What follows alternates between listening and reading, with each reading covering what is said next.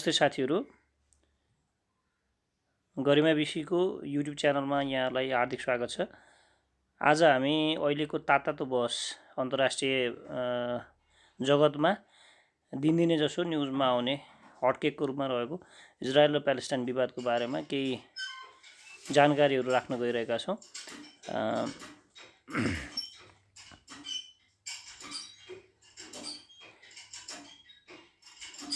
यी तस्विरहरू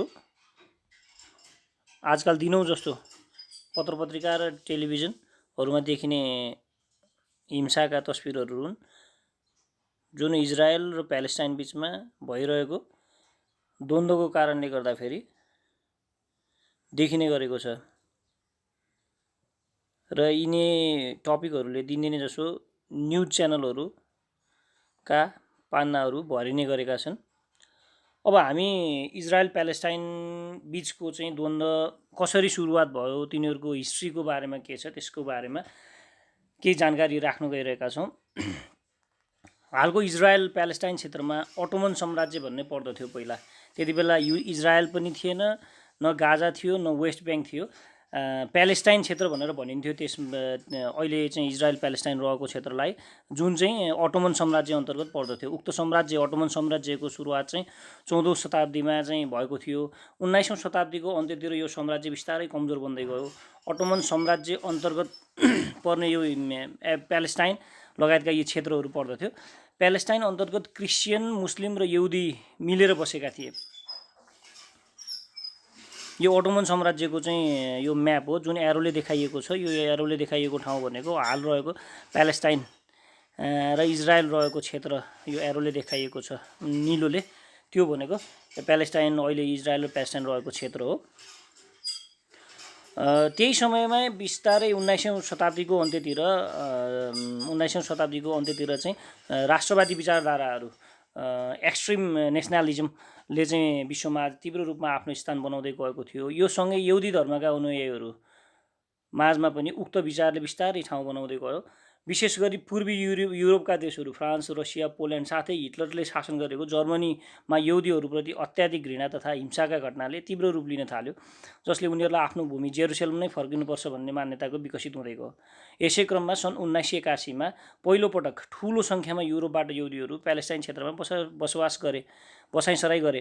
जेरुसलेम उनीहरूको पवित्र स्थल भएको कारणले गर्दाखेरि, उनीहरूको जुन ओरिजिन थियो जेरुसलेम भएको कारणले गर्दाखेरि, उनीहरू त्यही जेरुसलेम रहेको एरिया प्यालेस्टाइनतिर नै उनीहरू ठुलो मात्रामा चाहिँ बसाइसराई गरेर गएको देख्न सकिन्छ। प्रथम विश्वयुद्धको क्रममा, जुन प्रथम विश्वयुद्धको सुरुवात थाहा छ हामीलाई 1914मा 1914 AD-मा चाहिँ सुरुवात भएको थियो। त्यसै क्रममा सन् 1915मा ब्रिटिस, फ्रेन्च र अरबी क्रान्तिकारीहरूले अटोमन साम्राज्य विरुद्ध लडिरहेका थिए। बेलायतले अरबी क्रान्तिहरूसँग, बेलायतले छुट्टा छुट्टै सम्झौता गर्छ तीन पक्षसँग। त्यो युद्धको क्रममा बेलायतले अरबी क्रान्तिकारीहरूसँग चाहिँ हामीलाई सहयोग गर, त्यसको बदलामा प्यालेस्टाइनको क्षेत्र दिन्छौँ भनी सहमति गर्छ। जुन अरबी क्रान्तिकारीहरू त्यति बेला सिरियादेखि यमनसँग पुरै एउटा सिङ्गो अरब राज्यको पक्षमा लडिरहेका हुन्छन्। त्यस्तै अर्कोतर्फ बेलायतले वालफोर डिक्लेरेसन 1917 अन्तर्गत बेलायतलाई यहुदीहरूलाई प्यालेस्टाइन क्षेत्र दिने, यहुदीहरूको होम ल्यान्ड, आफ्नो होम नेसन दिने भनेर चाहिँ अर्को घोषणा गर्छ। त्यस्तै बेलायतले अर्को गोप्य रूपमा चाहिँ फ्रान्ससँग चाहिँ मध्यपूर्वको भाग आधा आधा लिने भनेर गोप्य सम्झौता गरेको हुन्छ। प्रथम विश्वयुद्धमा अटोमन राज्यको पराजयसँगै अटोमन साम्राज्यको पराजित हुन्छ। त्योसँगै पुरा प्यालेस्टाइनको क्षेत्र, जुन आफूले चाहिँ बेलायतले फ्रान्ससँग चाहिँ सम्झौता गरेको थियो, त्यही अनुरूप उसले प्यालेस्टाइनको पुरा क्षेत्र चाहिँ आफ्नो कोलोनिजम अन्तर्गत आफ्नो नियन्त्रणमा राख्छ। जुन कुरा 1918देखि लिएर 1948सम्म कायम रहन्छ। यो रातो एरिया जुन म्यापमा देखाइएको छ, यो रातो एरिया भनेको चाहिँ प्यालेस्टाइनको एरिया, जुन ब्रिटिसले चाहिँ आफ्नो पूर्ण नियन्त्रणमा राखेको हुन्छ। जर्मनीमा हिटलरले यहुदीहरूलाई ग्यास च्याम्बरमा राखेर जातीय हत्या, जिनोसाइड भन्छ त्यसलाई, गर्छन्। त्यसलाई अझै अर्को नाम होलोकोस्ट इन युरोप पनि, होलोकस्ट इन युरोप पनि भनेर चिनिन्छ। त्यस्तो गर्न लागेपछि सबै प्राय जसो अधिकांश चाहिँ यहुदीहरू ज्यान बचाउनको लागि प्यालेस्टाइनतर्फ भाग्छन्। फेरि जसलाई बेलायतले सहजै सुरुमा त बेलायतले सहजै जान दिन्छ प्यालेस्टाइनतर्फ ती यहुदीहरूलाई। पछि त्यहाँ प्यालेस्टाइनमा रहेका अरबी जनताहरूले चाहिँ त्यसको विरोधमा चाहिँ आवाज उठाउन थालिसकेपछि बेलायतले त्यसलाई बिस्तारै रोक्न थाल्छ र कोटा निर्धारण गर्छ। दैनिक अथवा वार्षिक रूपमा यति मात्रै आउन पाउने भनेर उसले कोटा तोक्न थाल्छ। त्यस्तो बेलामा यहुदीहरूको बिचमा चाहिँ इजरायली राष्ट्रिय आन्दोलन सुरुवात हुन्छ। यहुदीहरूको राष्ट्रिय आन्दोलन सुरुवात हुन्छ। उनीहरूले आउन पाउनुपर्छ भनेर चाहिँ एक किसिमको आन्दोलन सुरुवात गर्छन्। बेलायतले प्यालेस्टाइन मामिलाबाट अब धेरै किचलो हुन थाल्यो। यता प्यालेस्टाइनको अरबी जुन जनताहरू छन् तिनी जनता र चाहिँ यो इजरायलका यहुदीहरू, इजरायल त त्यति बेला जन्मेको थिएन तर यहुदी जनसङ्ख्याको बिचमा चाहिँ धेरै हिंसाहरू हुने, धेरै किचलो हुन थालिसकेपछि बेलायतले चाहिँ यो प्यालेस्टाइन मामिलाबाट आफ्नो हात झिक्छ र चाहिँ त्यसमा युनाइटेड नेसनलाई चाहिँ युएनओलाई चाहिँ उसले जिम्मा दिन्छ। तपाईँहरू नै गर्नुहोस् भनेर यो युनाइटेड नेसनलाई चाहिँ उसले जिम्मा दिन्छ र 1947 मा युएनओले चाहिँ पार्टिसन प्लान बनाएको हुन्छ। प्यालेस्टाइन पार्टिसन प्लान 1947 अन्तर्गत एउटा एक किसिमको एउटा पार्टिसन प्लान बनाउँछ जसमा चाहिँ छुट्याउने प्लान बनाउँछ, जसमा 55% जमिन यहुदीको लागि छुट्याइन्छ र बाँकी करिब 45% चाहिँ जमिन चाहिँ अरब प्यालेस्टाइन राज्यका लागि राखिन्छ। र त्यस्तै जेरुसलेम यहुदी, मुस्लिम र क्रिस्चियनका लागि सबैका लागि ऐतिहासिक क्षेत्र भएकाले त्यो क्षेत्र अन्तर्राष्ट्रिय समुदायको नियन्त्रणमा राख्ने काम हुन्छ, जसलाई यहुदी समुदायले त्यो प्लानलाई partition plan UN partition plan 1947लाई चाहिँ यहुदी समुदायले चाहिँ स्वीकार गर्छन् र नयाँ यहुदी राज्य 1947 AD मा नयाँ यहुदी राज्य इजरायलको स्थापना गर्दछन्। र यहाँ देख्न सकिन्छ यो जुन ग्रिन भूभाग छ ती सबै ज्युइस स्टेट भनेको यहुदी राज्यहरू हुन्। यो ग्रिन र अर्को यो ब्राउन टाइपको कलर भएको एरिया भनेको चाहिँ नै अरब चाहिँ अरबी नागरिकहरूको लागि चाहिँ छुट्याइएको हो। त्यस्तै अरब नागरिक वा प्यालेस्टाइनी नागरिकका लागि छुट्याइएको हो। त्यस्तै यो बिचमा देखाइएको सानो भूभाग छ। यो सानो भूभाग यो ब्रिन्जल कलरको छ। यो भूभागलाई चाहिँ यो जेरुसलेम एरिया हो। यो जेरुसलेम एरिया चाहिँ अन्तर्राष्ट्रिय समुदायको चाहिँ नियन्त्रणमा राख्ने भनेर चाहिँ सहमति गरिएको हुन्छ। ओके, त्यसपछि उक्त निर्णयमा फेरि त्यसरी चाहिँ इजरायल यहुदी राज्यको चाहिँ स्थापना भइसकेपछि उक्त निर्णयमा इजिप्ट, इराक लगायतका सबभन्दा बढी देशहरूलाई मन पर्दैन र उनीहरूले इजरायलमाथि आक्रमण गर्छन्, जसलाई first Arab Israel war of 1948 भनिन्छ। यस युद्धमा इजरायल विजयी हुन्छ। तत्पश्चात गाजा स्ट्रिप जुन यो गाजा पट्टी पनि भन्ने गरिन्छ, गाजा स्ट्रिप र इजिप्टको नियन्त्रणमा जान्छ। गाजा स्ट्रिप भन्ने जुन इजिप्टको साइडमा रहेको हुन्छ सानो एरिया, त्यसलाई चाहिँ इजिप्टले नियन्त्रणमा राख्छ भने वेस्ट ब्याङ्क चाहिँ जोर्डनसँग चाहिँ जोडिएको जुन सिमाना थियो, जो जोर्डनपट्टिको सिमाना, त्यसलाई चाहिँ जोर्डनले आफ्नो कब्जामा लिन्छ र बाँकी पुरै जमिन जुन पहिला चाहिँ अरबी प्यालेस्टाइन जनताका लागि भनेर छुट्याइएको थियो त्यो सबै इजरायलको कब्जामा पुग्छ। यो फिगरमा देख्न सकिन्छ। जुन यो गाजा स्ट्रिप भनेको यो इजिप्टको साइडको गाजा स्ट्रिप र यता जोर्डनबाट यो डेड सी भन्दा यता भित्र छिरेको जेरुसलेम निरको यो वेस्ट ब्याङ्क एरिया सबै चाहिँ जोर्डनको कब्जामा जान्छ।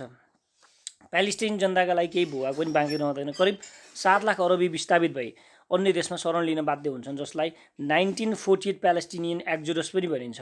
धेरै सङ्ख्यामा चाहिँ शरणार्थी भएर अन्य छिमेकी देशहरूमा उनीहरू भाग्न पुग्छन्। 1967 मा सेकेन्ड अरब इजरायल वार हुन्छ, जसलाई 6 डे वार पनि भनिन्छ।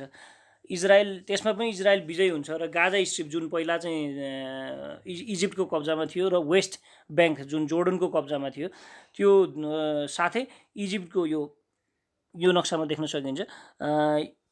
यो डेड सी निरको वेस्ट ब्याङ्क र इजिप्टतिरबाट आएको यो गाजा स्ट्रिप दुइटै साथै यो पुरै यो ठुलो एरिया सिनाई पेनिन्सुला भनेर भनेको छ, सिनाई द्वीप, यो इजिप्टको महत्त्वपूर्ण भाग, यो पनि जोर्डनले नै आफ्नो नियन्त्रणमा लिएको, जोर्डनले होइन सरी, यो पनि इजरायलले आफ्नो नियन्त्रणमा लिन पुग्छ। आफ्नो अलग्गै प्यालेस्टाइन देश बनाउन 1964 मा प्यालेस्टाइन लिबरेसन अर्गनाइजेसन PLO को स्थापना हुन्छ। यसले सशस्त्र युद्ध पनि गर्छ र राजनीतिक क्रियाकलाप पनि सञ्चालन गर्छ। यो सङ्गठनको नेताको रूपमा यासेर आराफातलाई यासेर आराफात चाहिँ अगाडि आउँछन्। इजरायलको हित विपरीतको कार्य भएको कारणले गर्दाखेरि उक्त सङ्गठनले गर्ने चाहिँ त्यस्तो क्रियाकलाप गर्ने हुँदा इजरायल र अमेरिकाले आतङ्ककारी सङ्गठनको घोषणा गर्दछन्। 1973 तेस्रो इजरायल अरब युद्ध हुन्छ। 1974 पिएलओ अघिको थियो, त्यो 57 कन्भर्ट गर्न बिर्सिएछ। पिएलओलाई प्यालेस्टाइन जनताको प्रतिनिधिको रूपमा युएनओले स्वीकार गर्दछ। 1974 पिएलओ यासेर आराफातको नेतृत्वको पिएलओलाई प्यालेस्टाइन जनताको प्रतिनिधिको रूपमा युएनओले स्वीकार गर्दछ। सन् 1979 इजिप्ट र इजरायल बीच शान्ति वार्ता सम्पन्न हुन्छ, जसको फलस्वरूप इजरायललाई एक भिन्न राष्ट्रको रूपमा, अलग्गै राष्ट्रको रूपमा मान्यता दिने पहिलो अरब राष्ट्र बन्न पुग्छ इजिप्टलाई चाहिँ। इजरायललाई चाहिँ यो छुट्टै राष्ट्र हो भनेर मान्यता दिने पहिलो अरब राष्ट्र भनेको इजिप्ट बन्न पुग्छ, जसको फाइदा स्वरूप इजरायलले आफ्नो कब्जामा रहेको इजरायलले आफ्नो कब्जामा रहेको इजिप्टको त्यो सिनाई द्वीप, सिनाई पेनिन्सुला भन्ने चाहिँ उसले इजिप्टलाई फिर्ता दिन्छ। त्यसपछि इजरायलले आफ्नो कब्जामा रहेको गाजा स्ट्रिप र वेस्ट ब्याङ्क क्षेत्रमा चाहिँ नयाँ बस्ती विस्तार योजनालाई निरन्तर र घनीभूत दिँदै जान्छ, जसलाई अन्तर्राष्ट्रिय समुदाय र प्यालेस्टाइनले गैर कानुनी रूपमा मान्दछन्। त्यस्तै 1992 इजरायलमा एजक रबिन प्रधानमन्त्री हुन्छन्, जसले पिएलओ जुन यासेर आराफातको सङ्गठन थियो त्यसलाई आतङ्ककारी सङ्गठन होइन, त्यो बरु उनीहरूले त आफ्नो लागि देश मागेका हुन् भन्ने धारणा राख्छन् र इजरायलले पिएलओलाई चाहिँ स्वीकार गर्दछ, यो प्यालेस्टाइनी जनताको प्रतिनिधि हो भनेर स्वीकार गर्दछ।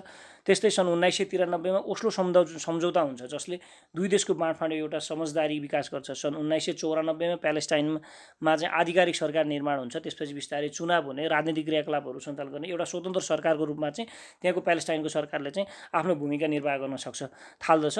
त्यस्तै वेस्ट ब्याङ्कमा अत्याधिक मात्रामा इजरायली बस्ती बसिसकेको, पर्मानेन्ट बस्तीहरू बस्या हुन्छ, उसले पर्मानेन्ट स्ट्रक्चरहरू बनाइसकेको अवस्थामा area A, area B, area C गरी 3 भागमा विभाजन गरी एरिया एमा पूर्ण रूपमा प्यालेस्टाइनको नियन्त्रणमा, एरिया बीमा दुवै देशको नियन्त्रणमा रहने र एरिया सीमा चाहिँ पूर्ण रूपमा इजरायलको नियन्त्रणमा रहने गरी समझदारी कायम गरी शान्ति स्थापना गरियो, जसको परिणामस्वरूप तात्कालीन प्यालेस्टाइनियन नेता यासेर आराफात र इजरायली प्रधानमन्त्री रबिनलाई नोबेल शान्ति पुरस्कार पनि प्रदान गरियो।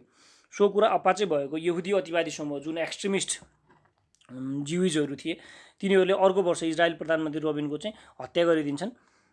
यो चाहिँ उनीहरूले नोबेल प्राइज पाउँदाको, यासेर आराफात र चाहिँ रबिनले नोबेल प्राइज पाउँदाखेरिको चाहिँ फोटो हो। त्यस्तै प्यालेस्टाइनमा पनि अतिवादी समूह हमासको जन्म हुन्छ।